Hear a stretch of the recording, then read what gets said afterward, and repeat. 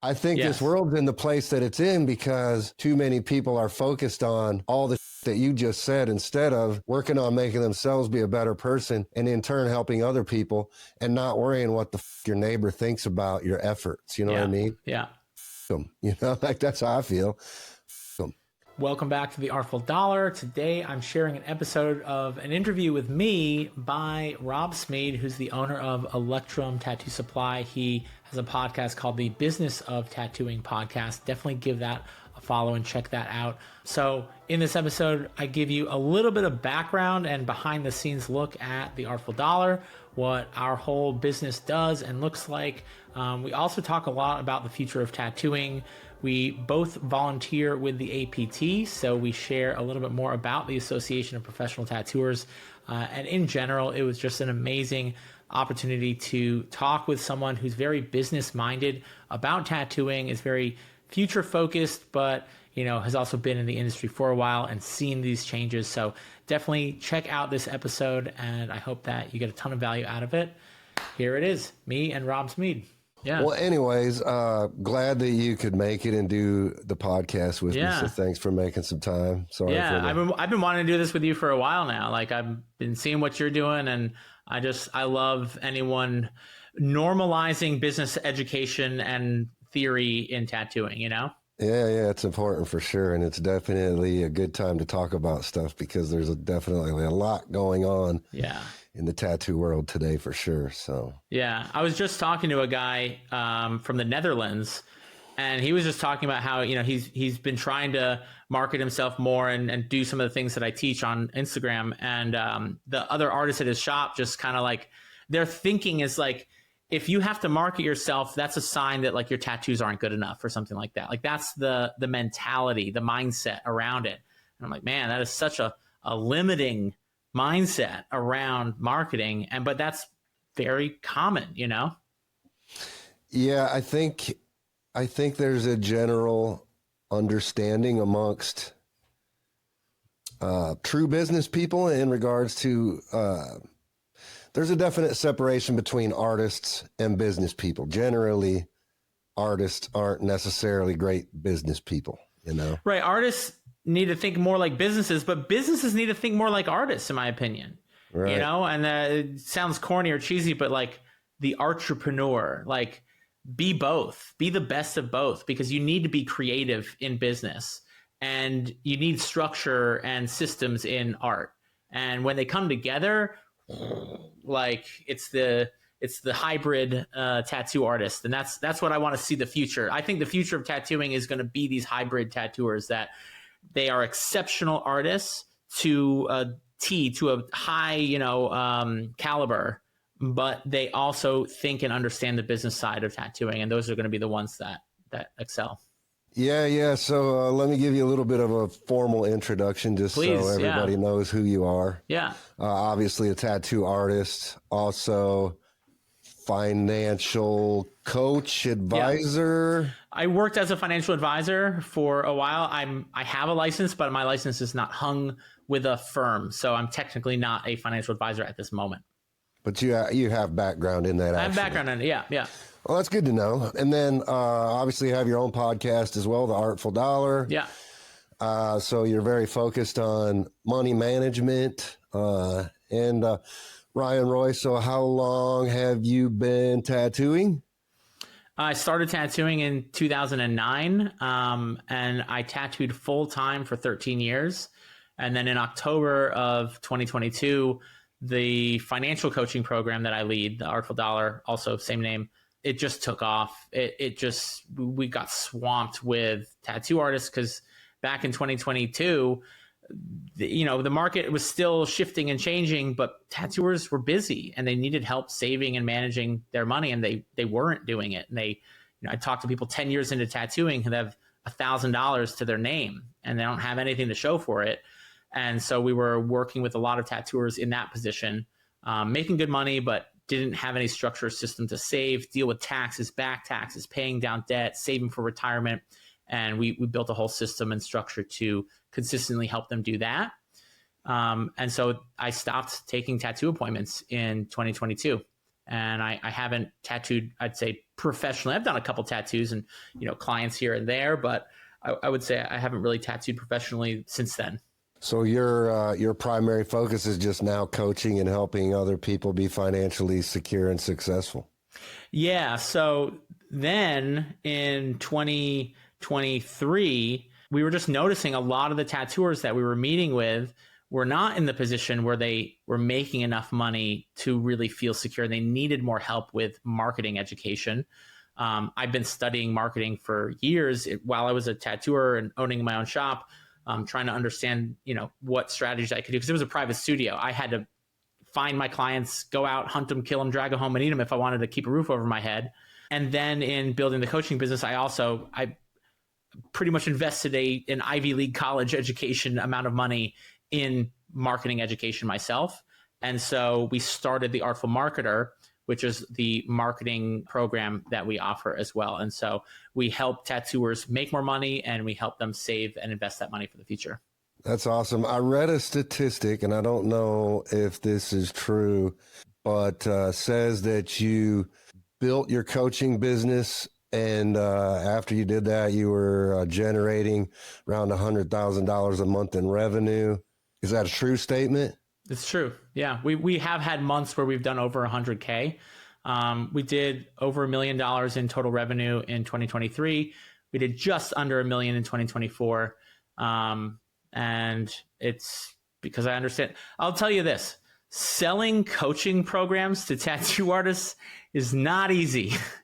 There's a lot of people that are skeptical, and rightfully so, because there's a lot of bullshit out there. And being that the world of business and finance and marketing is new to tattooers, people are naturally suspicious of things that they're not familiar with. So I don't blame them. Look, if I saw me on Instagram and podcasts talking about these things when I was tattooing full time, if I saw someone doing that, I would think the same thing. I think, who the hell is this guy? What's his deal? Oh, he's just trying to make a cash grab. So yes, the company has generated, and I have a lot of employees. I mean, our weekly payroll is $10,000 a week. So I have a lot of people that help me do this.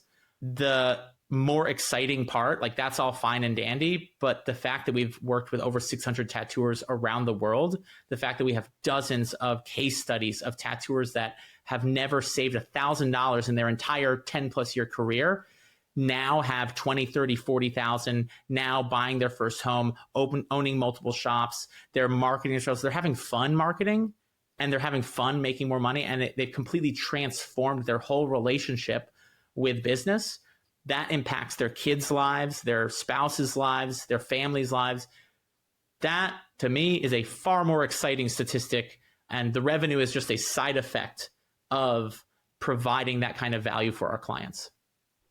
Well, I really love that transparency, because you're right. I'm one of those skeptical people, because you're right. There are just tons of, I mean, you can scroll Instagram, TikTok, whatever, and you can just see tons of people trying to offer some type of mentorship program, and you get the full gambit. You can tell some of them are complete bullshit right from the beginning. And then some like yours, you're just like, wait a minute, this guy's really like putting a lot of effort into this. I recently had the Force of Focus on, which I was also skeptical about before I met the guy running it. And then like you, full transparency, and I got to really understand what they were doing. And it just took away a lot of that skepticism that I had and really put validity to what they were doing. Yeah. At the end of the day, don't believe anything I say. Just look at the case studies of people we've worked with and do the stuff that I give out for free. So on my YouTube channel, I give out tons of financial and marketing education for free. And I always tell people, I want you to book appointments without ever hiring me or working together. I want to prove to you that this stuff works if you do it. And then I deserve to ever work with you. But until that point, I don't even believe I deserve to work with you if you haven't gotten real value from the stuff that I offer for free. Yeah, I think that's very respectful, because even still, I see a lot of comments out there with skeptical viewpoint. And I think tattoo artists in general are just skeptical about that kind of stuff anyway. Especially there's such a shadow cast over any kind of education in the tattoo space. So I think Like it's any kind of education, right? Yeah. Yeah, dude. If it's not like a traditional apprenticeship, it doesn't fly, kind of a thing, you know? Yeah. Yeah. And I think it's great that you're doing that stuff because you're right. I just talked to an artist this past weekend in Hell City, and he came up and was talking to me, and he's like, I was like, hey man, how's it going? He's like, and he's a good artist and he makes good money for his tattoos. So I was really shocked when he told me, he's like, yeah, I'm trying to get by. I got $300 in the bank. And I'm like, what? Like, how do you have $300 in the bank, dude? I see what you're doing out there. Like, where's your money, bro? And that's the reality, is like, that's not an uncommon story. I hear that story exactly like that over and over again. I'm like, hold on a second. You're 35 years old and you don't have $500 right now. You pulling in 10K a month and you don't have some kind of retirement set up. Like, do you even know what is involved in retirement? It takes 30 years to save for retirement. So if you're 35, you got to get started today if you want to retire by 65. Like, it's not a, oh, I'll get there, some type of thing. And so that it's just so common, and tattooers work so fucking hard. Like, they deserve to have that financial security, that peace of mind, like sleeping good at night, knowing if something happens to my hands, or God forbid, whatever happens in life, because life will always throw you curveballs. Like, I can last the next 3 to 6 months just on my savings alone. That is a peace of mind that every tattoo artist deserves to have. Yeah, because you just said something happens to my hands. You know, we can't even predict that we're going to be able to have the longevity to make it to retirement age in this career. I mean, we have to depend on our hands and our eyes primarily, right? Yeah. One of those things goes before we hit that retirement age, then you're in even bigger trouble, because then you have to try to find a brand new career in a field that you're not familiar with, and you're starting all over. Hopefully, it's hard to make money with art already, you know, like I had a tattoo artist on my podcast. She goes by the Tattoo Realtor on Instagram, and by the name of her Instagram, you can guess what happened. She had health stuff come up and her hands, and she just and she was a good fucking tattooer. Like, this is not someone that dabbled in tattooing. It was her life, and she just couldn't do it as a viable career anymore. And she works as a real estate agent, and she's making awesome content. And I just love that she's leaned into it and embraced it.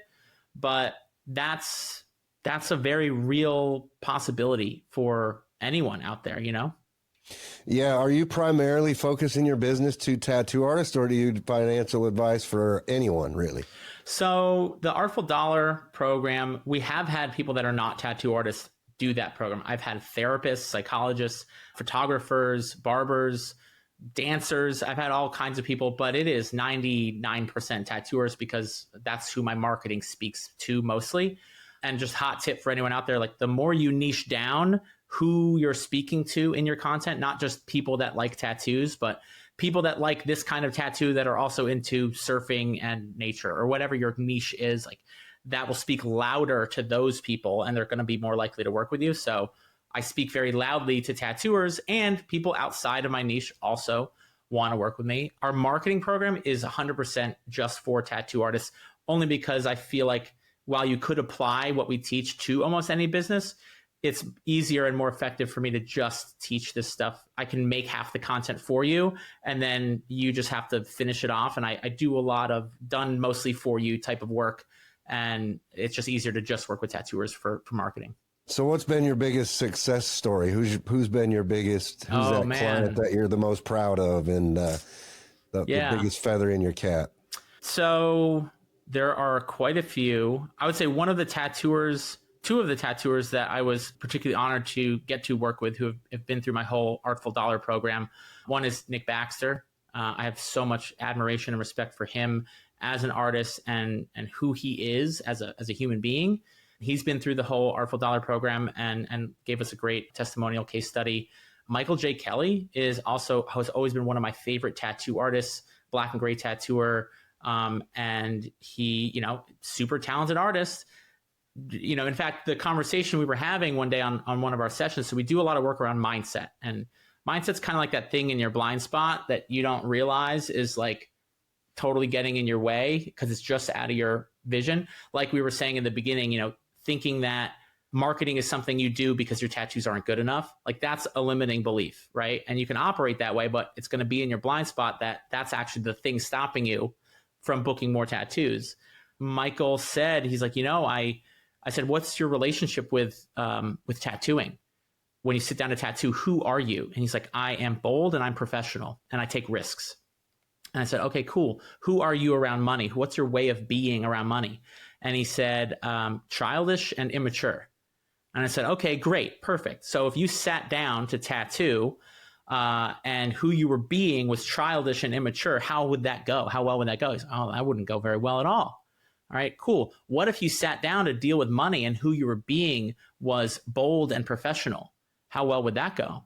He's like, actually, that would be great. Actually, that I never thought about it that way. And so it's these reframes, these mindset shifts that, in my opinion, make the biggest difference. And then it's the tangible systems, the automation, the management of money. So I teach an automated way of managing money so that your budget sticks to you rather than you needing to stick to it. Because I ain't sticking to a budget. I've never been able to do that. But I have a system that sticks to me. And that way I just simply can't fuck it up that bad. That's my whole philosophy, because I'm a knucklehead tattooer. I've always been, ADHD, scrambling.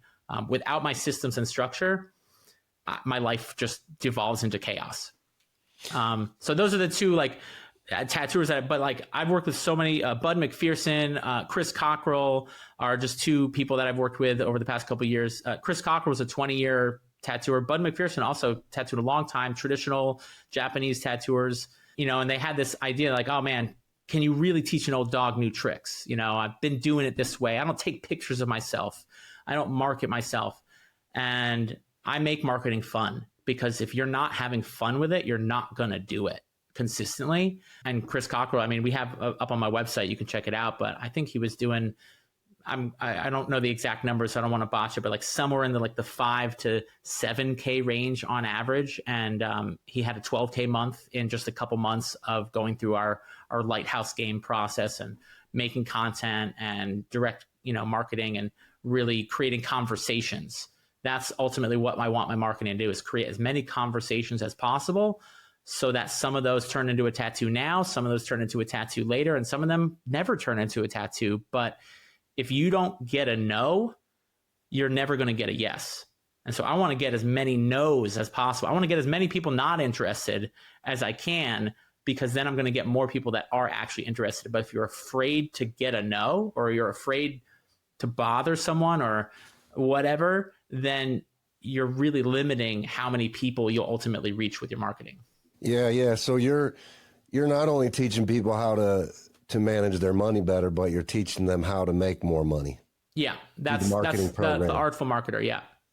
Yeah, that's cool. That's super cool. I'm not very good at managing money either, dude. I could tell you, I never have been. Even though I tell this story all the time to people, like when I was a kid, my grandfather really tried to instill financial stability in my mind. And I love that word, mindset. That's like a word that's always in the forefront of my focal point all the time. So that's a very powerful word. I agree with you.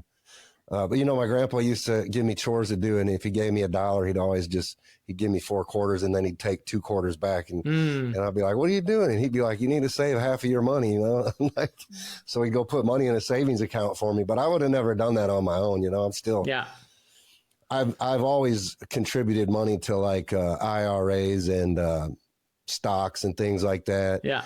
Buy some cryptocurrency here and there, but you're never really you're always riding that roller coaster of those ups and downs in the stock market, and you never really feel too secure in the future of that, I feel like. So that's points to the emotional aspect of money.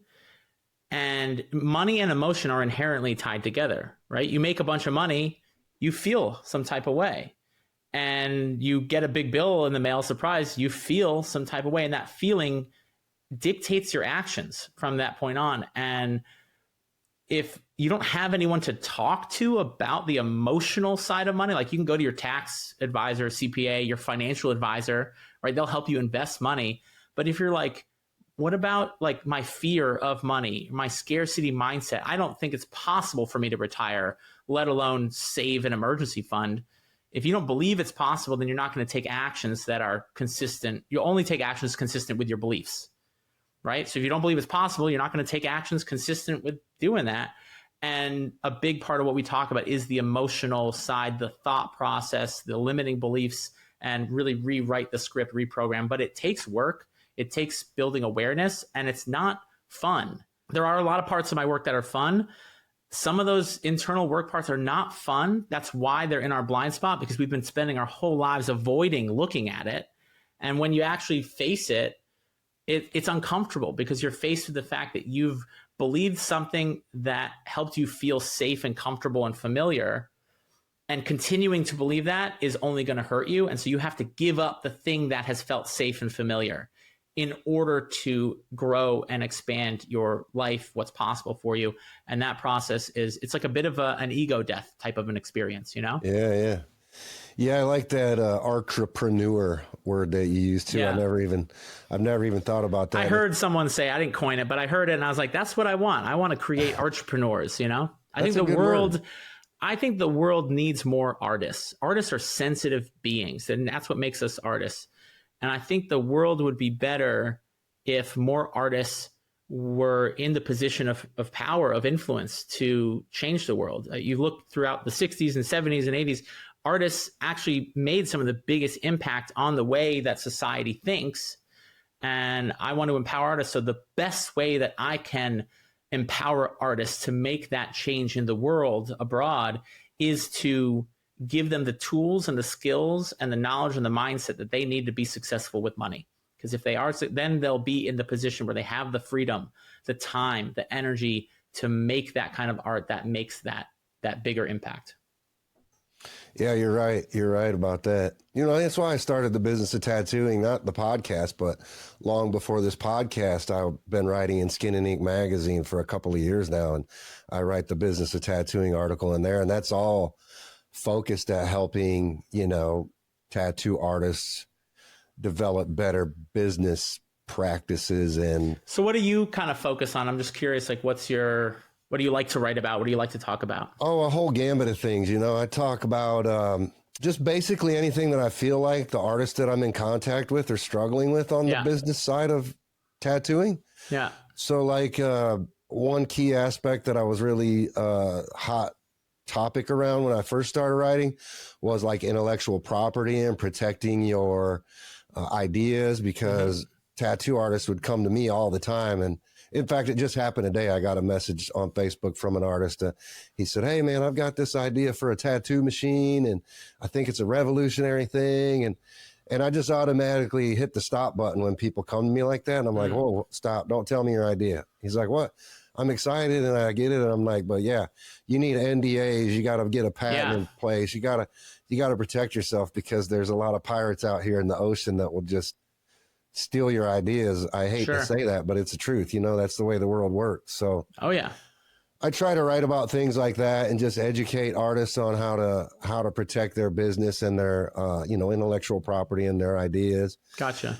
Then it gravitated more into kind of the stuff that you're talking about, although I'm not a financial advice expert by any stretch of the imagination, and I would never try to market myself as that. But I do have some sense of how to manage money a little bit. You know what I mean? Like, I've never been broke in my life, so that's a good thing. You know what I mean? So I've been able to scale and build my business pretty successfully without incurring debt and without having to take out loans or seek investments from other people. You've done something right, so you have some experience and knowledge, and that's what I would say to people, like, take advice from people that are doing and living the life that you want to live.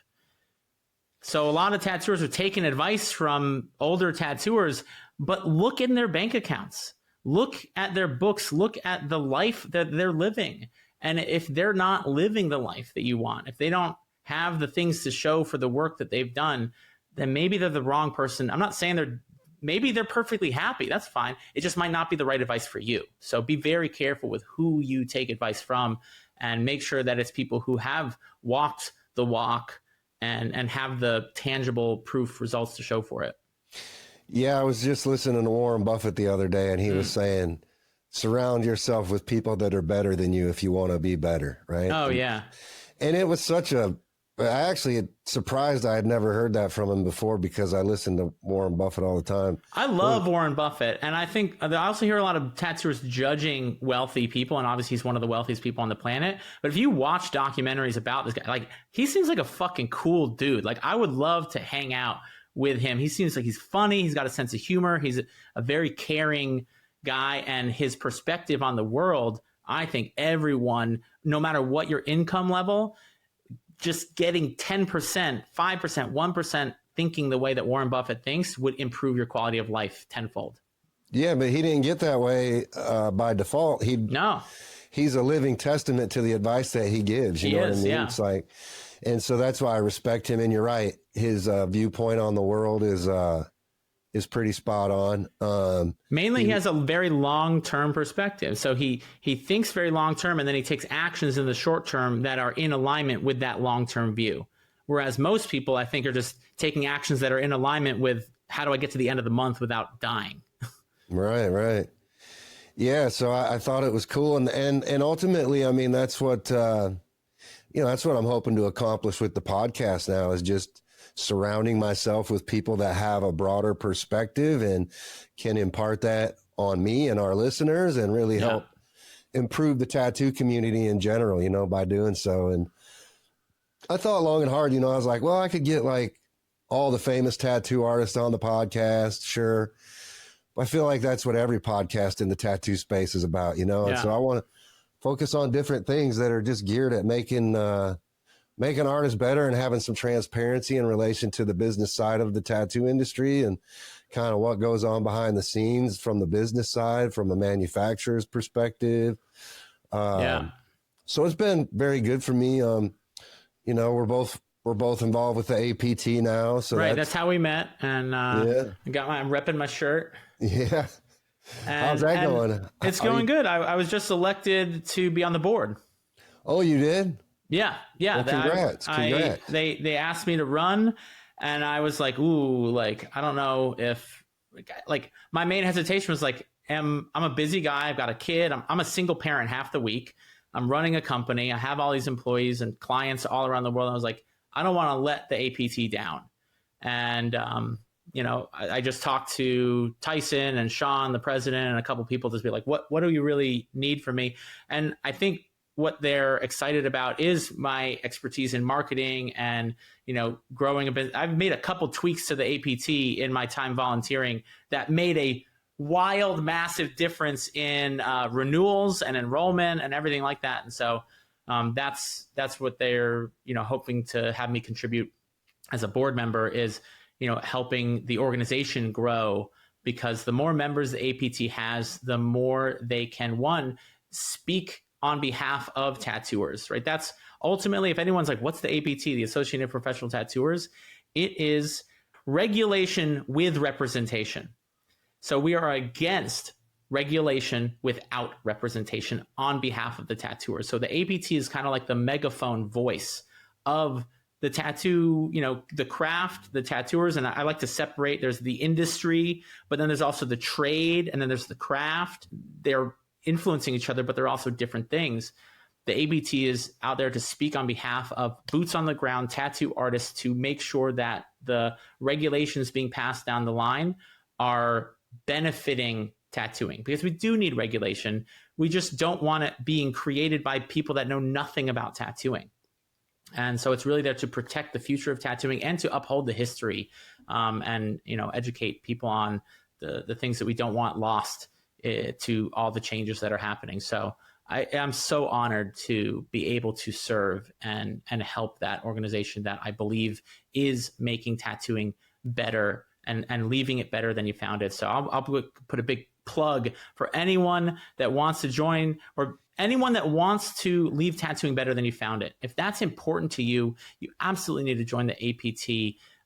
There's a community of tattooers. There are weekly meetings, and there's ways to get involved very simply. And there's ways to just, pay it. It's like $125 a year. It's nothing. And even that makes a huge difference. So sign up today, join today. No, I'm honored to be a part of it too. Congrats on making the board. That's awesome. Thank you. Yeah, we're on a lot of the same meetings, and we're in the chat communities together. So I see all the stuff that you're doing out there, and obviously, I'm with Sean on the AFDO calls, and so the regulatory side of things, I'm very entrenched in. There's a lot of challenges in the tattoo industry for sure today. What do you think is the biggest challenge facing the industry in 2025? So apparently 80% of listeners have not left a review or subscribed. And I'm going to get right back to the podcast in just a second. But if you have found this episode helpful and you think that other people would benefit from listening, then all I ask in return is please just leave a quick review and subscribe. It'll take just 1 minute, and it might help other tattooers and other artists find this podcast and help them out. So please, it would mean the world to me, and it might actually make a difference for someone else. Thanks. What do you think is the biggest challenge facing the industry in 2025? It depends on, the regulation that's coming down the pipeline. I think there could be, so we've seen what happened in Europe, with inks and losing certain colors and the price of things, and some of the loophole or the hoops, not loopholes, the hoops that you got to jump through to be in compliance with regulation that might not be necessary. And some of them are unnecessarily expensive. All those things could greatly impact the craft of tattooing, the trade of tattooing, the industry of tattooing. And then, you've got AI, which everyone's terrified of. And the reality is that in the next 10 to 15 years, you're going to have fully automated tattoo shops, meaning you walk in there, you pick a design off a screen, you stick your arm in a thing, and a robot does your tattoo. And that's going to be a thing. I don't know who would want that. Personally, I would never want to get a tattoo from a robot. I love the personal experience of getting tattooed. Also, I got my hand blasted for 5 fucking hours. To know that the guy doing the tattoo, his whole face is fucking, half his face is blacked out. To know that he knows the pain I'm going through makes it easier to go through the pain of getting tattooed. A robot's not going to give you that. But there are going to be those little Pinterest tattoos and those little bangers that maybe you're not the most exciting thing, but that shit pays the fucking bills. You should be proud to do that kind of work. That's the bread and butter sometimes of tattooing. And it's those tattoos that allow you to do the bigger tattoos. So you're going to see some challenges with that. And I think the other big challenge is just the thing that tattooers are facing right now, which is that there are so many more tattoo artists now than there ever were. And there are only going to continue to be more tattoo artists. And you're not competing against the the 1 year tattooer that barely knows how to pull a straight line. No, you're competing with the 20 or 40 other incredibly skilled tattoo artists that are just as good or better than you are, that are also in your city. And so how do you position your marketing to stand out so that more of the eyeballs that would otherwise go to those people end up going to you? And that's a skill that most tattooers know little to nothing about. And if I can learn it, I promise you, you can learn it. I hated marketing. I hated money. I resist. That's why I became a tattoo artist, right? Yeah. If I can do it, you can do it. And it's just a skill. And once you develop the skill and the mindset for it, and you start to understand the psychology behind it, I swear to God, it gets fun. You start having fun making content. You start doing more tattoos, you're making more money, and your clients will mention it. I have people tell me all the time, they're like, yo, my clients keep coming in talking about how they really like the content, that they see the shift and they appreciate it. Your clients will appreciate it. People will get to know you before they sit in the chair, and your business will stand out in a saturated market. Yeah, you're right. There's a ton of challenges. Actually, I was supposed to be in Rome tomorrow, Wednesday, Thursday, Friday for the World Conference of Tattoo Pigments, which is this is the 7th year of that. Yeah. What's crazy, I printed off the program for what's going on over 3 days. So it's all focused on tattoo pigments. And it's crazy, a lot of the stuff that they're looking at from a regulation standpoint, right? So they've got tattoo related allergies and immunotoxicology. Are reach limits for skin sensitizers reasonable? They're going into laser removal and how that affects tattoos. Successes and failures of tattoo laser removal. myths, legends around tattoo laser removal. They've got tattoo ink toxicology that they're looking at. You know what? Like, you see these like news reports that are just designed to push your fear button, you know, around, oh, tattoo ink has, you know, some sort of bacteria or something in it. But like, you don't hear people actually suffering from this, like, ever. Like, does it happen? I'm sure it happens on very rare occasions. And I absolutely believe we do need more regulation when it comes to the inks and what's in the inks, and more transparency in what's in the inks. But also, if it ain't broke, don't fix it. And like, we also sell cigarettes, you know? So like, what's in that? You know, as long it's just transparent, as long as you make it, let people do what they want to do. You know, they're not lying about the negative impacts of cigarettes. People are, you know, no one's freaking out about that. And yet we're freaking out that like one in some astronomical number of people could potentially get some bacterial infection from a tattoo, when, you know, we've been getting tattoos all our lives. I've never had anything. Never had any negative effect from a tattoo. I'm trying to think. I don't think I ever have. Yeah, I don't know if it's so much about that as it is about the inconsistencies in the manufacturing of tattoo inks. No, I think it's a great topic. Yeah. That's probably more of what prompted a lot of this in regards to, like, you know, the FDA going out and pulling tattoo inks off of the shelf somewhere and testing them and finding microbiological contaminants in them, finding that there are things in the ink that don't match what the label says is in it. All those changes need to be made. And I agree with you, the consistency. And I think that's exactly why we need regulation. And it's people like you that are involved in the distribution of, you know, supplies and inks, that need to have a voice in those regulations, because, you know more about it than anyone else on the planet. And that's why I'm so grateful that you and people like yourself are in the APT to help and facilitate that conversation. Yeah, I wish more people were, because it's a little bit scary on the manufacturing side in tattooing specifically.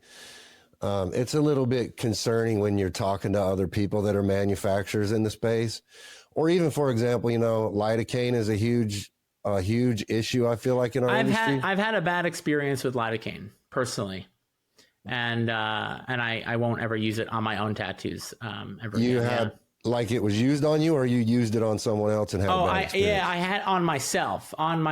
I've tattooed using it on other people, and we all know that it's not fun to tattoo skin it's hard and it's weird. But I went a little crazy with the what was it called? It was in the blue bottle, the spray. Oh, probably Vasecaine. Vasecaine, yeah. I went a little ham with Vasecaine. I was like, fucking just spraying. I was like, yo, this shit's great on a stomach tattoo, and that shit healed so bad. And Bactine has some lidocaine, and that seems to be okay. I rocked out some Bactine on my hand for sure. But for some reason, the Vasecaine one I had some issues with. Yeah.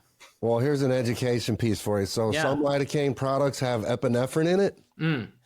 Epinephrine is what gives the skin that like orange kind of peel texture. Okay.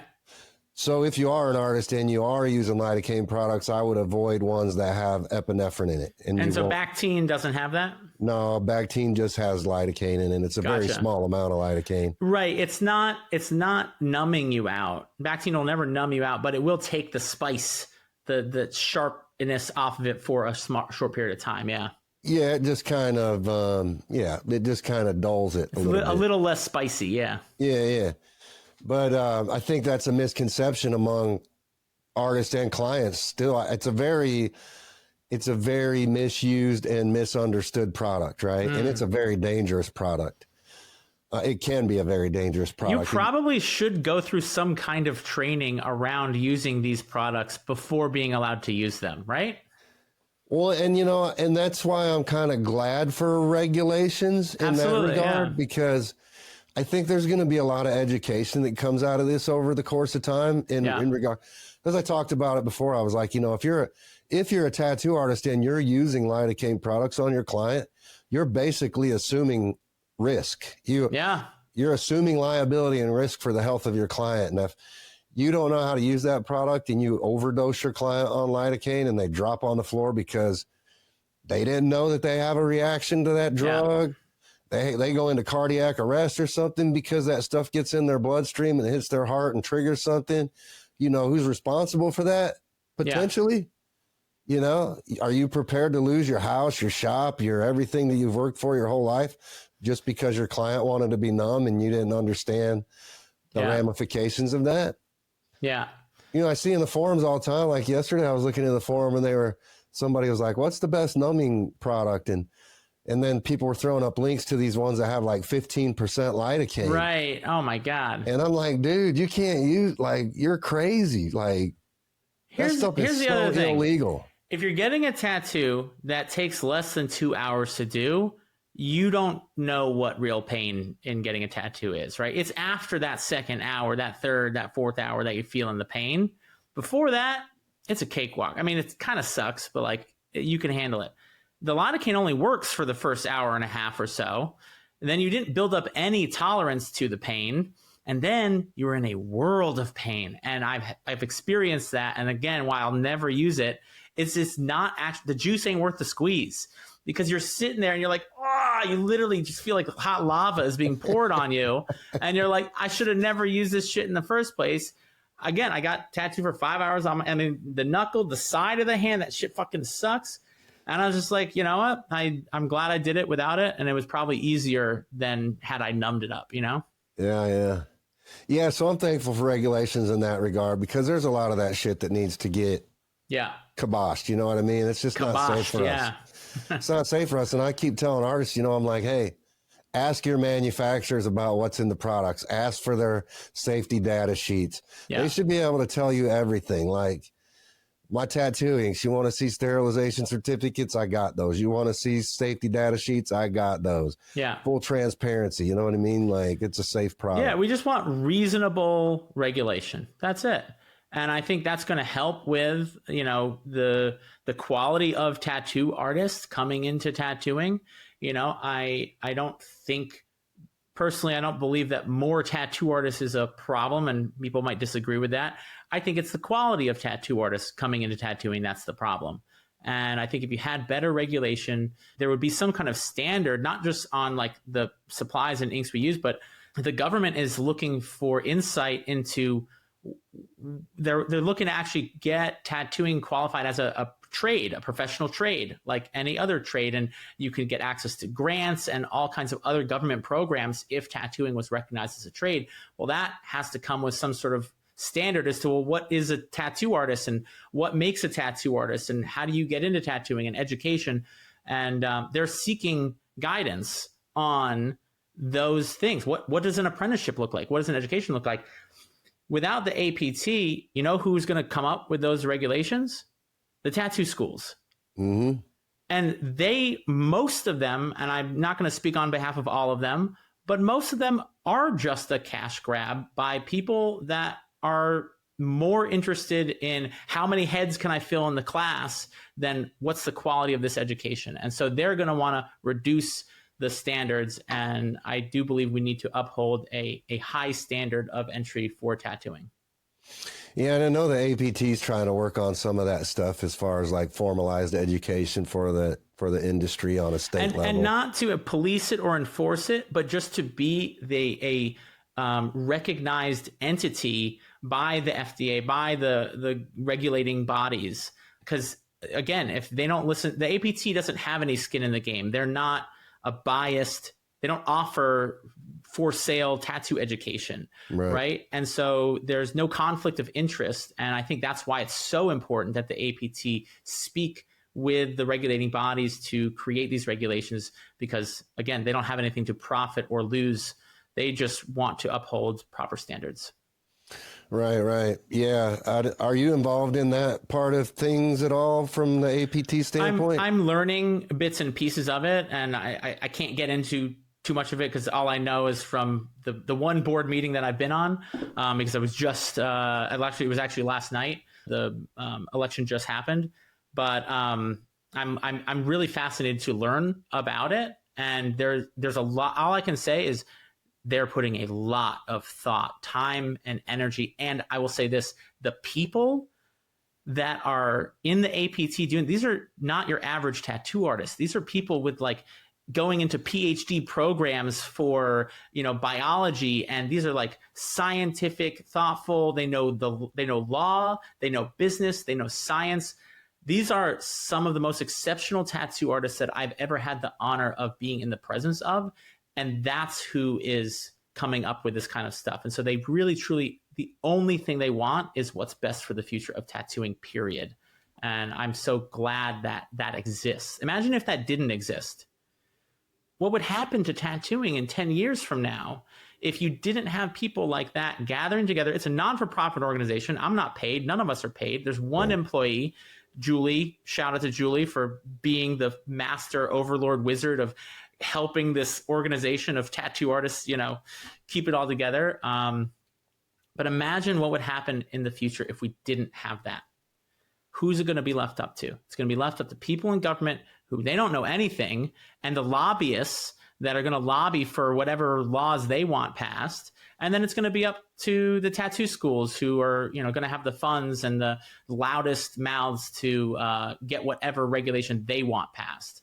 And I don't think we want either of those entities creating regulation for the future of tattooing. No, because like you said, the difference is they do have a vested interest in making things go one way. The lobbyists and the schools, exactly. Whatever you want to say about them is, I'm not even commenting on that. I want a body of knowledgeable, experienced tattoo artists who don't have any skin in the game, but all they want is what's best for the future of tattooing. I want that to be the voice of tattooing. Yeah, I'm going to try to get Sean Anderson on here because I feel like he'd be a great guest to have. He's a riot too. He's I've had a couple one-on-one conversations with him since getting nominated and elected. And I don't know what my preconceived notions or thoughts of the guy. I mean, he's been tattooing forever. He's definitely, from the older school, and he's been on the board and president of the ABT, but he is such a high caliber of human being. He is rooted in tradition, but open to new perspectives and embracing of that while honoring everything that makes tattooing great. That's all I can say about Sean. And it's been a privilege to just get to know him and serve with him. Yeah, I feel like that's such a rare thing today. I feel like it's always been that way, right? Like the guys that are rooted in tradition are typically stuck in tradition. And like, right. Yeah. Yeah, it's a very hard line, right? Like, in my experience, it's a very hard line. It's not very often where you'll come across an artist that has that progressionary thought process, and is open to those kinds of things, so it's refreshing. And you can get so excited about new changes and things like that. And I'm definitely leaning more towards, open, new things in tattooing, but it's going to take both of those perspectives together. I'm glad I'm not in charge of the APT, I'm glad I have people that think differently. And that's what's cool on the board meeting calls. So many people don't agree with each other. And it's like the most civil conversation and respectful conversation you've ever seen. No one is calling each other out or anything. And that's what you want. You want that kind of civil discourse where different perspectives are welcomed. And then at the end of the day, we take a vote and whatever gets passed, passes. And that's it, Yeah. And I think it's important too for people that are listening that are engaged in the APT and have interest in that. It's also, I think, important to note that it's not just all business. There's a whole entire community website where you can post tattoos. Which I helped get set up because I was volunteering with the membership committee. And so I have experience creating online communities.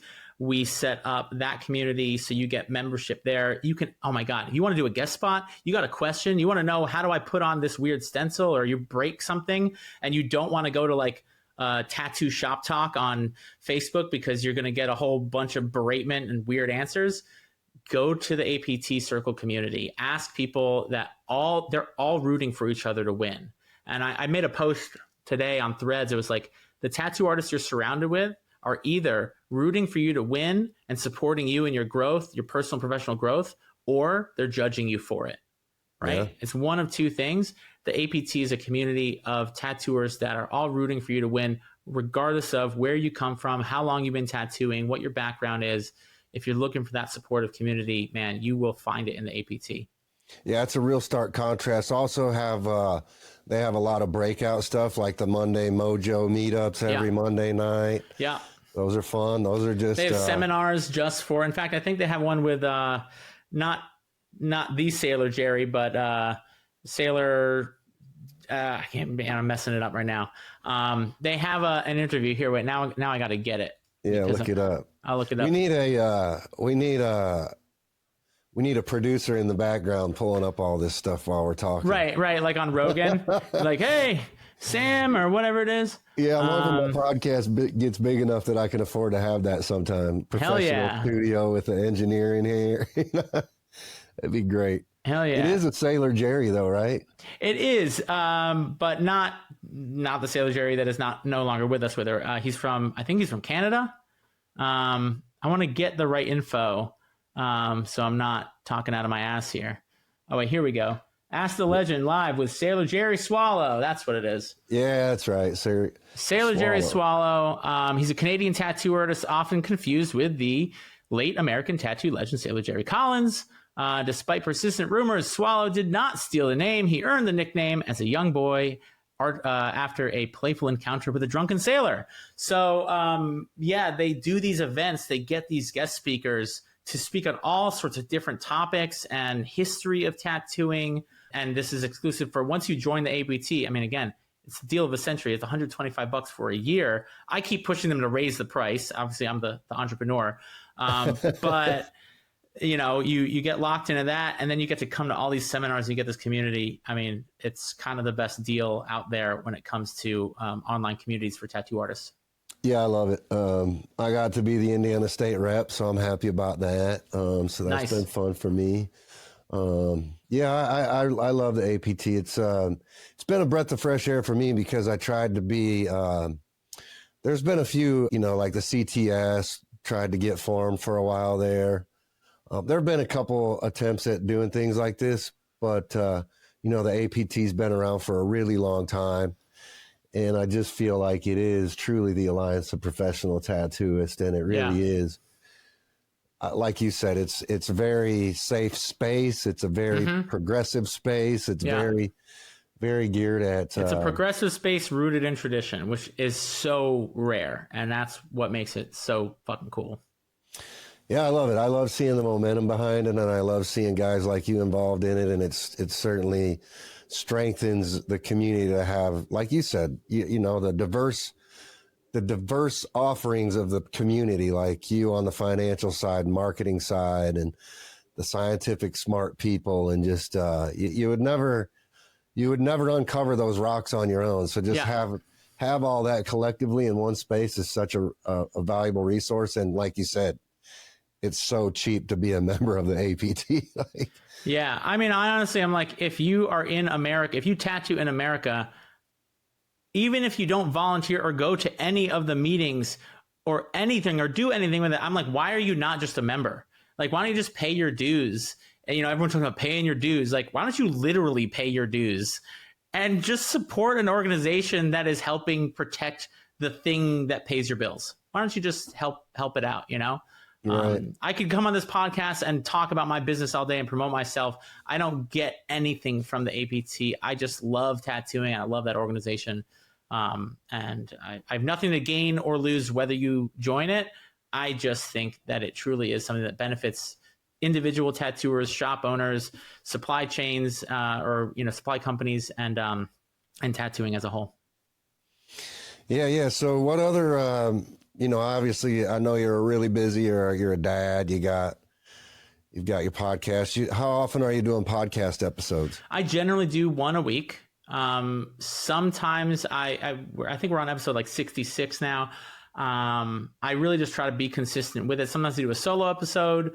And so if you check out my podcast, so I do talk a lot about business.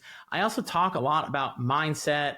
I'm big into spirituality. I actually feel like art, business, and spirituality are like, I live in the intersection between those things, When I stopped drinking and putting powdered things up my nose 12 years ago, actually next month will be 12 years of sobriety, I started to build a relationship with a higher power, like they talk about in 12-step programs. And I'm like, I've heard about God before.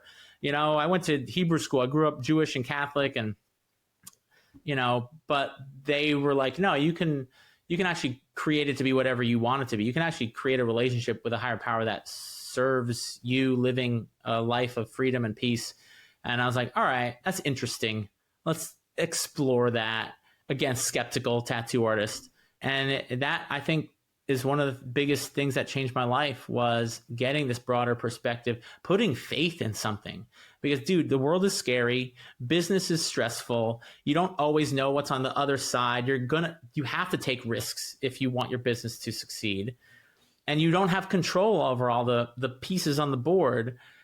The only way that I could do what I do and operate a large business with tattooers all over the world and so many communications and things, and is to just surrender and just say, hey, God, universe, Gaia, mother, whatever you want to call it, I don't care. Like, just take me right now. Just guide me. Just show me how I can be of service to other people. Get me out of my own way. Relieve me of the bondage of self so that I can better serve you and other people around me. And at least that way, I stop worrying about my own damn problems. And it just gives me this peace. And so, yeah, spirituality, meditation. I read a lot of books on spirituality.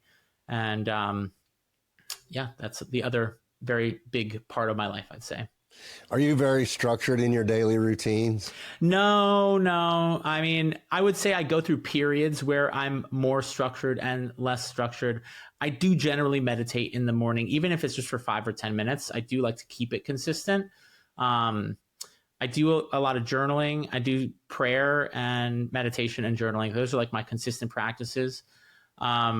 I do also once or twice a year for the past 6 years, I have participated in some plant medicine ceremonies, particularly with ayahuasca. Okay. I know in like the sobriety community, that's like a gray area. I don't recommend anyone do plant medicine, by the way. I can't recommend it. If it calls you, it calls you. If it doesn't, don't worry about it. You're not missing anything. And by the way, like I feel like you listen to Joe Rogan. He's just like promoting this stuff. I'm like, dude, what are you, sure. Do you really know what you're promoting? Like, you do drugs and alcohol to run away from your problems. You do ayahuasca to face your biggest demons up front. And like, that's not for everyone. It's not a good time. Okay. It is a liberating time, but it ain't a good time.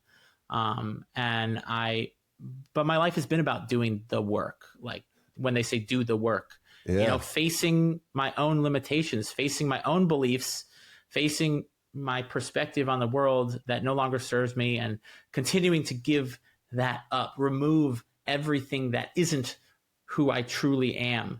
And ayahuasca is just one of those spiritual access to a realm of spirituality that has brought a lot of value to my life. What was your experience like with that?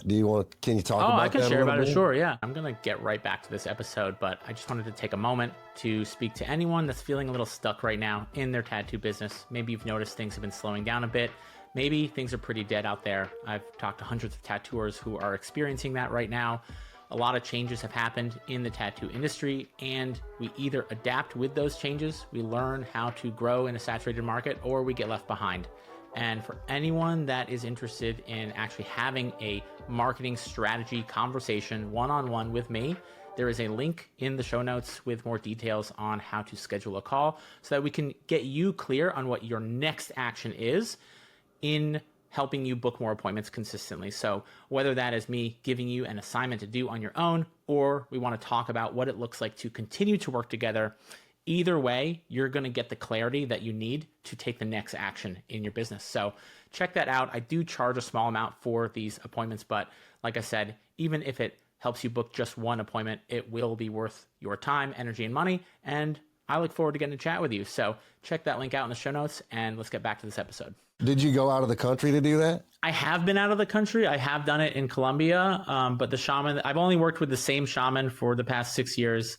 And I have done ceremonies in Colombia, but he also does them here in the States as well. Okay. And like I said, I've done it maybe once or twice a year for the past 6 years, and do like 2 or 3 days in a row every night doing it. Yeah.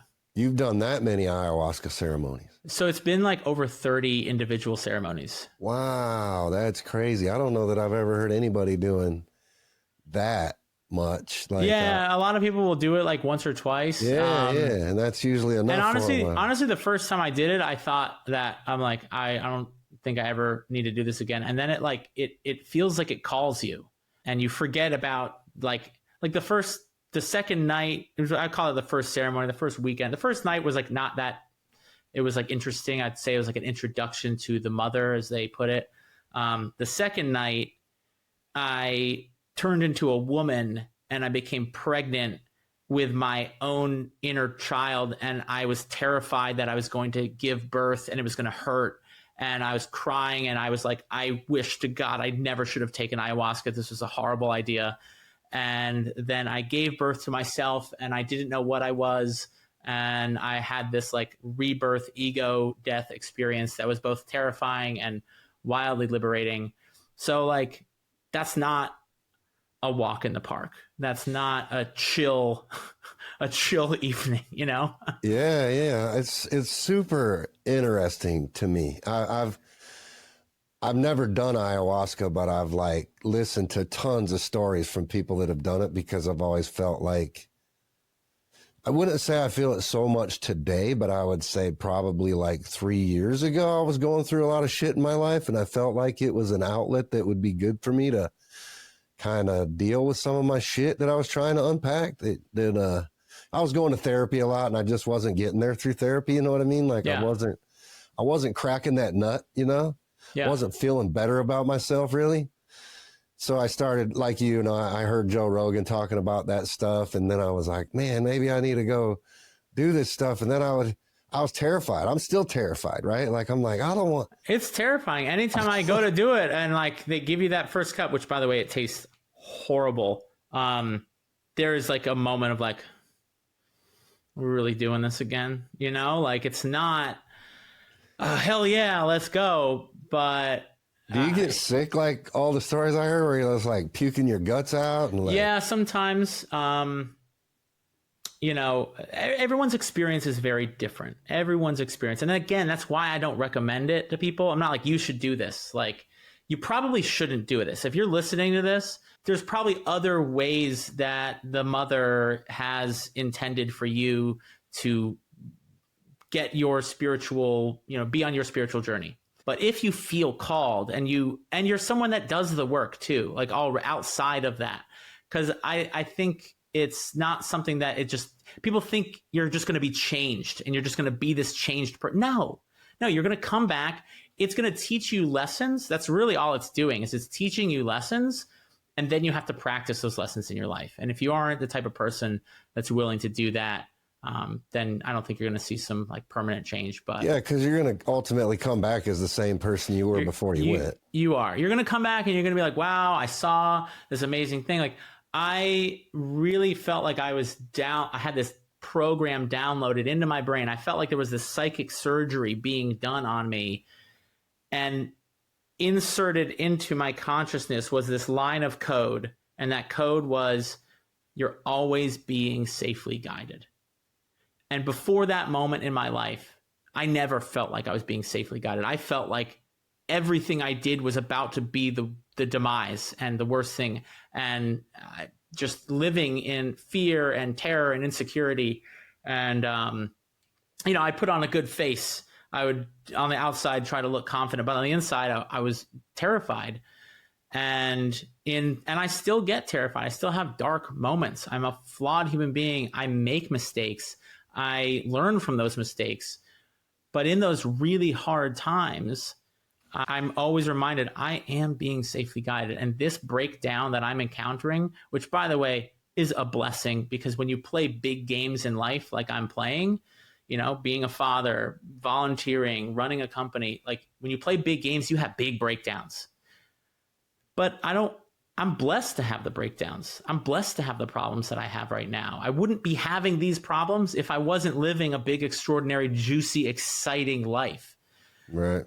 And it's in those moments where I'm in the breakdown, I'm stressed, I can feel the tension in my chest just gripping me. And it's like, you're being safely guided. For instance, I just found out minutes before I got on the podcast, one of the reasons we're late and confused was we bid on a house, me and my wife, and we got the house. And we've been house hunting for a little while now, and we bid on a house a couple weeks ago, or almost a month ago now. And man, we wanted this house so bad. I mean, this was beautiful, 7 acres. We had a barn and all this stuff. There's a couple of things about it that weren't ideal. We wanted it. And we thought we put a good bid in, and we were like so invested, and we didn't get it. And we just kept saying, like, we didn't get that house because there truly is something better. Absolutely. We trusted that. We had faith in that, even though we had no physical proof to say that. And the house, I am so glad we didn't get that house. I'm so fucking glad we didn't get that house. With the house that we got, like, it is so much more perfect. It's like $200,000 cheaper than that house.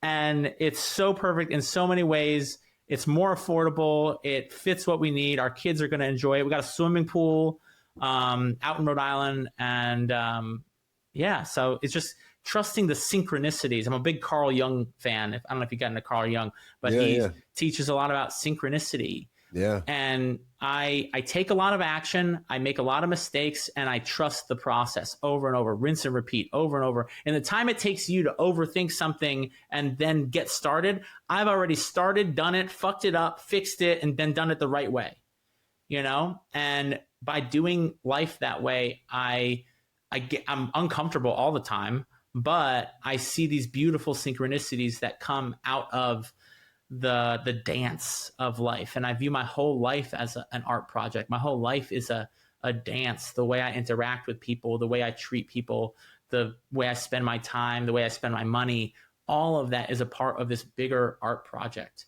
And the art project will be done on the day I die. Yeah, I love that, man. I love that. Man, it's refreshing to hear you say those things, because life is certainly challenging. And I think when I'm reflecting on my life, because it's similar, you know, like I've got the business I'm running, I've got 4 kids, you know, my kids work for me. That's a whole different level of stress. Oh my God. there. Yeah. You know, you got volunteer work that you're doing. You're in all these regulatory calls all the time. It's like, I asked if you're a structured person because I don't know how to be anything but structured, because I have so much stuff that I'm trying to deal with all the time. I'm a chaotic person that relies on structure and systems, because I would be the death of myself, you know, if I didn't have that. I've always struggled with time management. I live and die by my calendar. In fact, the only reason that I was late here is I literally fucked it up in my calendar. And so then it was a miscommunication. But like, if it's not in my calendar the right way every time, all the time, it ain't happening. Like, it needs to be locked in there. And structure for my money, structure for my time. And then I get more out of my money and my time when I have structure and systems that they become like, it's like bumper bowling. That's how I view it. Yeah. It just reduces the odds that I might not knock down all the pins, but I'm also not going to get a gutter ball. Yeah. That's what the structure and systems do for me. So anytime I want to fix a problem in my life, I never address the problem directly, ever. I always go back to, what are the systems or the structures that need to be put in place so that this problem doesn't become an issue again? And I'm always going back to the foundation. And that's how I approach my business. I think that's how I approach tattooing in general. And I didn't even fully realize it for a long time. But what are the things that I need to put in place so that I can consistently do the thing? Because left to my own devices, I'm a fucking maniac, and it's all going to fall apart. Yeah. I just saw you doing some traveling too with some other tattoo artists. And yeah. What are you doing something different? Is that just like for fun and leisure, or is that something we were planning it was with me and Dan Cuban and Mike Chambers and Ben Shaw. We all went down to Costa Rica to do a trial run of a retreat. We did announce it, and right now the retreat is on pause. So I think, that's public information. I'm free to share that. But Dan Cuban he's just a really inspiring and incredible thinker, creator. He's a fucking genius, dude. Like, the way this guy thinks about machines, it's no wonder everyone else copies him. Like, he really does. He's such an innovative thinker. but we wanted to create a retreat that is just a place for tattooers to tap into the more emotional and spiritual, but also the systems, the reset, the hard reset. So I believe that retreat will be happening in the future. It's on pause right now. So yeah, I hope to do that and other retreats in the future. I want to do more in-person stuff in the future. I think people are starved for in-person experiences. And, I've done talks at the Eden Symposium, the sessions, talk. I've done a lot of live events, and there's just something magical about being in person with other tattooers, other people that you just can't replicate. I do a lot of online webinars and stuff, and I make them fun, and I definitely try to break that barrier of being on screen. But yeah, I would love to do more things where I get to go a little deeper into some of the, let's say, weirder spiritual quantum physics, manifestation stuff that's really serving me. It's funny. I really appreciate you saying that it's refreshing to hear that. I don't know why. Sometimes I get afraid to talk about this stuff, like, because people are going to judge me or something like that. Like, believe it, I know I'm the marketing, but I'm afraid of judgment just like anyone else. I just don't let that fear stop me from taking action. Yeah. So I had no feelings around it one way or the other. I try to live my life as free from judgment as I can, simply because I'm with you. I also fear judgment. So by default, I try to mindset, that's one of those things where I'm always thinking about my mindset. Like anytime I start thinking about judgment towards others, my mindset clicks real quick and I'm like, stop. We don't do that. You know what I mean? Yeah. Well, here's a great reframe for that, because it's impossible to not judge, right? We are opinionated beings, but just knowing that every judgment is in itself a confession. It is confessing something about yourself. And so, one, knowing that when other people judge you, they're really just confessing some insecurity or some area of themselves that they haven't fully integrated. Right. And when you judge someone else, so that's my reframe. Anytime I catch myself judging someone, I'm like, wait a second. One of my favorite things is like cringe. When you see someone and it feels kind of cringy, and there's that look, people probably think that about my content sometimes, right? I've seen other people and I think they're cringy. And I was like, wait a second, what is this saying about me that I feel this way? So I came up with this theory. This is my own theory. I've never heard anyone talk about cringe in this way. Cringe, and I don't know if you've done, I know you said you did therapy. I don't know if you've ever done like the inner child work and really tapping into creating a safe place for your inner child to feel protected and taken care of. Cringe is your inner child sees something that they're excited by and they want to go play with. And then your adult programming shaming your inner child for getting excited about that. It's like, no, that's not, don't do that. Shaming, but that's what the feeling of cringe is like these two counter feelings, your inner child getting excited and your adult programming shaming your inner child for being excited. Right. No, yeah, I've done a lot of that stuff, so I know exactly what you're talking about for sure. Yeah. I recently was just talking about inner child work on Facebook and stuff like that. I think the biggest part of my personal, therapy never really did much for me. I just think therapists just, I think you spend a lot of money to go sit down and talk to somebody. And I would mostly agree with that statement. Have you ever tried EMDR therapy? No. Are you familiar with it? No. A lot of people have been talking about it. Everyone that I've talked to has said it's been life-changing. I would firmly agree with that. It is, there's a book called, I think The Body Keeps the Score, and I can't remember the author, but he talks a lot about the nervous system and the emotional ingrained, traumas. Like you feel it in your body when this thought or memory comes up. And so EMDR, and you can look it up, something rapid eye, whatever. I don't know what it's an acronym for. It is a way of refiling these traumatic memories in your brain into another part of your brain where it doesn't trigger that same kind of trauma, fear response. Yeah. And it's not fun because you got to go into it. You got to go into the memory. You got to go into the fear. I've also done it for future things. As a business owner, you're always like, my business is going to fail. I'm going to go broke and I'm going to have to fire everyone and I'm going to be homeless in a week. You know, like your brain just does that no matter what.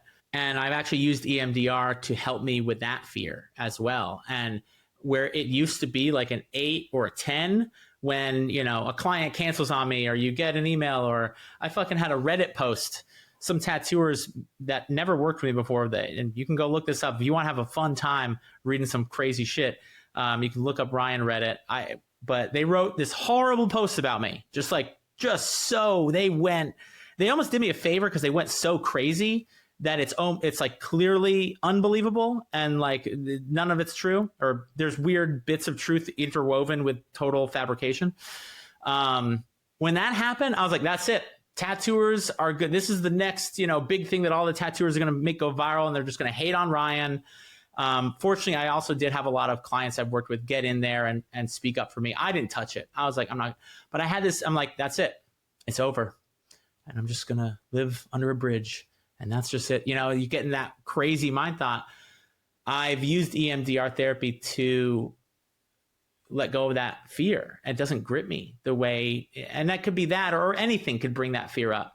I will say I'm grateful that Reddit post got made now. In the moment, I thought it was the worst thing that could ever happen because it's just like, no one likes nasty things being said about you. But now that I've kind of moved past it, I've realized I have put so much good out in the world. I have made such a difference. The proof is in the pudding. At the end of the day, like I say, don't believe a word I have to say. Go out there and watch the videos, read the things, the testimonials of people that I've worked with, believe what they have to say. Don't believe anything that comes out of my mouth. It proved that like, I don't have to seek validation because that was a big invalidating, you know, Reddit post, you know. God. Yeah, for sure. And all these tattooers would jump on them. Yeah, fuck that guy. Yeah, I've hated that guy for years. Oh, yeah, I hate his ads. I see him. Yeah, people judge me. It's okay. I get it. And people can't wait for you to fail. Oh, my God. They just can't wait. It's crabs in a bucket, you know? Yeah, man. There's, someone actually doing something. You know, Mr. Beast was on a podcast recently. And, you know, he's big on YouTube or whatever, the biggest YouTube channel. But he also does a lot of philanthropic work. He, like, made 1,000 blind people, gave them sight. And he helps children in Africa escape child labor and all this stuff. And he gets death threats every day from people saying, fuck you, you're using all these people and you're doing this and all this stuff. And he said, you know, if you want people to like you, don't help people. If you help people, and the more people you help, just for some reason, it's this weird psychological thing, like people are going to hate you and judge you. And so that's what's happening. But you don't make a big impact without making big waves. And I want to make a big impact on tattooing and on people's lives. I want to change people's lives. I don't want to make it a little bit better. I want to fucking transform them and shake them out of the spell that they've been in that has them believe that they're not capable of anything less than an extraordinary fucking life. I want to fucking shake you and wake you up and have you realize that there's nothing stopping you from doing that except yourself. Now let's fucking do this. Right. And that's threatening. That's scary. That's threatening to people.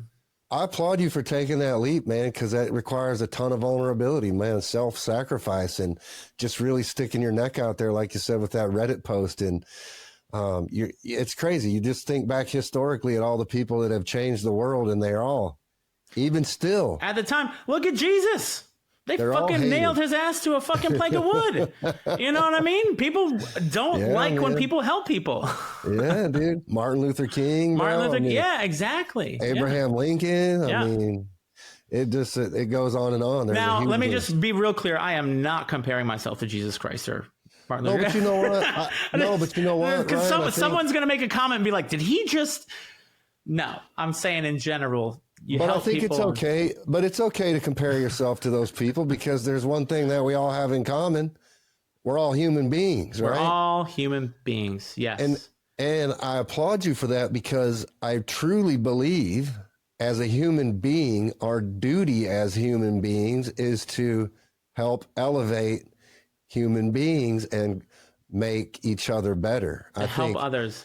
I think this world's in the place that it's in because too many people are focused on all the shit that you just said, instead of working on making themselves be a better person, and in turn helping other people, and not worrying what the fuck your neighbor thinks about your efforts. You know what I mean? Yeah. Fuck them. You know, like that's how I feel. Fuck them. Yeah. If you spend your life dedicated to making other people's lives better, you will never have to worry about making your own life better. Well, you know what? Here's a contrast kind of to that, right? I feel like I spent the better part of my early life worried so much about what everybody else thought about me Right. that I was sacrificing Yeah. who I truly was to try to make those people like me or accept me. And I think that's an important distinction to make, is exactly what you say. There's people pleasing, and then there's being of service. And they can be like, wait, so I do think there's you need to set up boundaries. And at the end of the day, I think doing the inner work, like hearing you going, seeking therapy, seeking inner child work, doing one of the best ways you can help humanity is to heal yourself and work through those people pleasing, because I'm guilty of that as well. Oh my God, I just want, please just like me, please, Well, we all do it every time we make a social media post. We go back. Ooh, how many people liked my post? How many people commented? Oh God, I hope nobody said anything bad. Ooh, delete that comment. Delete that comment. I don't want everybody seeing that somebody doesn't like me. That's why I leave those comments up. I'm just like, thanks for the engagement. It's also this once you make a lot of content, you just stop caring. It actually is really freeing, because you almost stop caring what people think of you when you make a ton of content. It's, right. Well, you don't just have time. can't. You don't have time. Yeah. Who cares? Well, it's funny because when I strip away, and I feel pretty confident in saying this, I feel like when you strip away all of that ego that's attached to you, and you just get down, if you go look in the mirror and you say, what is my purpose? What is my calling? What do I feel compelled to do? Really? For me personally, it's to be of service to other people. Like I feel like that's what feeds my soul the most, right? Yes. If I exit my house today, that's why I always like to do the pay it forward kind of stuff, just out of habit. I always try to do something nice for somebody every day with no expectation of anything in return, simply because it makes me feel good inside to do those kinds of things, right? That's the payoff for me. And I feel like, dude, if I didn't have, this is a struggle for me, materialism, right? And just being attached to this way of life that I've lived my whole life. And how do you detach from that, right? I always have the deepest respect for people that are like true missionaries who just don't have a house. They just live on faith alone, and they travel the world helping people that need help, and somehow always find a way to have a roof over their head, clothes on their back, a meal in their stomach, and they have absolutely no money in the bank. You know what I mean? Sure. And I think if that is someone's true, authentic calling, and they live deep in that trust that they will be taken care of, and they're being of service, and it's not enough. I think some people think they should do that, and they seek that. Even, look at the Buddha, right? The Buddha was an ascetic until he realized that asceticism wasn't actually giving him liberation. And, and then he, came up with meditating and his for 40 nights or whatever, and had this enlightenment. But he had to do it his way. And just because someone else is following that path doesn't mean that that's the way that you or I should aspire to do it, to be of service or make the biggest impact. And maybe it is. I'm not, I think at the end of the day, what I'm ultimately seeking in life in general is liberation, or moksha, as they say in Sanskrit. Like, I want real freedom. And that freedom looks like finding what your true, authentic expression is and looks like, and just following that, just leaning into that. And when you look for other people, or like, oh, maybe it should be this way, or it should be that. Some people follow a spiritual path because they think that theirs should look the way someone else's looked. I don't think that's the case. I think you really ultimately spiritually have to find what yours looks like. And it when you see it. Like, you know it, and it when you see it in other people. You're like, that person is clearly following their authentic journey. They're not just doing this for this or that reason. They're only doing it because they feel called to do it. And that excites me. Yeah, I just struggle with spirituality a lot, and just what my definition of spirituality is, right? Like the whole purpose of life concept. It's like, certainly the purpose of life is not just to be born and die, right? The purpose of life is to serve. Well, my purpose of life is to serve other people enough to where I've left a strong legacy behind, and I've helped to advance the next person, right? And I think that carries through a lot of things in life, in organizations, through churches, through trade organizations. I mean, I just think a lot of that, like the APT, for example, is a good example. I mean, it's a community that's geared at strengthening the community, uplifting the community. So I think, like, in the most simplistic form, that is the purpose of life, is to leave the world a better place than it was when you entered it. Sure. And you don't have to have a definition for spirituality. In fact, I actually think that can be almost dangerous. I think religions tried to define what spirituality is, and then we can all see how well that has gone. And I'm not against any particular or even organized religion in general, but needing to define it means that you're excluding everything that doesn't meet your definition, and that's when we run into problems. So I think have it be a discovery, to me, spirituality is an adventure, and I don't know what is around the next corner. And I don't know what it's going to look like tomorrow, or what it even should look like tomorrow or a year from now. But I am curious. That's why I consider myself a seeker. That's it. I'm a spiritual seeker. I'm seeking, meaning I don't know anything. I'm seeking, I'm learning, I'm sharing what I'm learning, but fuck, the shit that I learned yesterday might not serve me today or tomorrow. And so I always try to assume that beginner's mind. I never try to claim like I have some truth for anyone. I always tell people, if I say something and you try it on like a jacket. Wear it, look in the mirror. If it feels good and it looks good and it makes you happy, then go out and wear it. But the minute you don't like it anymore, fucking throw it out, Yeah. Well, I mean, we could have that conversation forever, dude. I do have a call that I have to hop on. I actually have a client testimonial. I every week I take one client testimonial every week, because we're trying to record all of them, but I can't meet with everyone. But so I have a client to go record her experience of going through the Artful Dollar program, which I'm going to do now. Dude, this has been such a pleasure. Thank you so much. And if anyone wants to check out, again, my podcast, The Artful Dollar, on all platforms, follow me on Instagram, Ryan Roy, RYAN ROI TATTOO. That's pretty much where you can find all my stuff. Yeah, I'm gonna dial in with you offline here, because I could use some financial advice. I feel. Oh, dude, let's talk. I would be more than happy to chat and just take a look. I like to take a look at where we're at now. Where do we want to be in 10, 15, 20 years? And then what's missing, that if we were to put that in place, we'd be in the best position possible to hit that goal. And if it's something that I can help you with, great. If it's something that I need to point you in the right direction, perfect. And, that's I'd be more than happy to have that conversation.